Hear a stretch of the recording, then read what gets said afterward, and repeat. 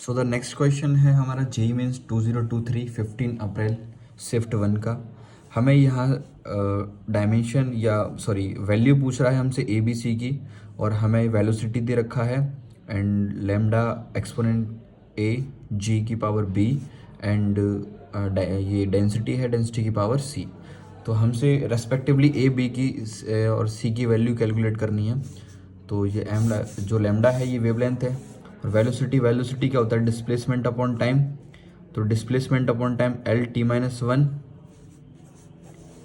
Is equals to wavelength क्या है, एक तरीके से लेंथ, तो L into A. Acceleration due to gravity क्या होता है, एसेलरेशन का क्या होता है, एसेलरेशन का फॉर्मूला है हमारा वेलोसिटी अपॉन टाइम, और वेलोसिटी का क्या है, डिस्प्लेसमेंट अपॉन टाइम। तो क्या हो जाएगा, एल अपॉन टी स्क्वायर, ऊपर गया एल टी माइनस टू बन जाएगा, L T minus two power B.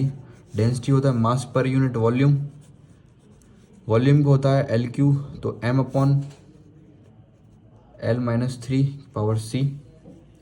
आप कंपेयर कीजिए यहाँ पे तो देखेंगे कि आप एल की वैल्यू यहाँ पर कितनी दे रखी है, 1। तो 1 is equals to A plus B minus 3C। इसमें कोई दिक्कत नहीं होनी चाहिए। Equation first. नाउ अब हम देखेंगे कि टाइम से, तो टाइम का कितना है यहाँ पे, -1 इज इक्वल्स टू -2b।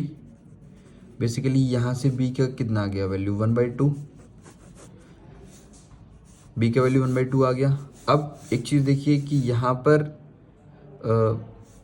हमसे l कंपेयर हो गया, t कंपेयर हो गया, अब m बच रहा है ना। m इधर कितना है, 0, तो और इधर a का वैल्यू भी कोई नहीं है, b भी नहीं है। c में m का कितना है, 1, तो सॉरी यहाँ पर एक c टर्म है जो जिसमें c वाले में मास का टर्म है, यहाँ एक भी मास का टर्म नहीं है, तो यहाँ कितना बन जाएगा, c का वैल्यू 0 आ जाएगा। अब क्या करना है आपको, तो ये वाला भी कितना बन गया, c का वैल्यू 0 आ गया, तो ये 0 बन गया। अब इक्वेशन फर्स्ट में आप b की वैल्यू पुट कर दीजिए, तो a की वैल्यू कितनी आ जाएगी, suppose a plus B is equals to 1 दे रखा था, b की वैल्यू 1/2 आ गई, तो a की वैल्यू भी 1/2 आ जाएगी ना। तो हमसे रेस्पेक्टिवली पूछ रहा है, तो रेस्पेक्टिवली करेंगे तो a comma B comma C. Basically respectively होता है क्रम से, मतलब पहले a की फिर b की फिर c की। तो a की वैल्यू 1/2 एंड b की वैल्यू 1/2 है और c की वैल्यू 0 है, तो option D should be correct.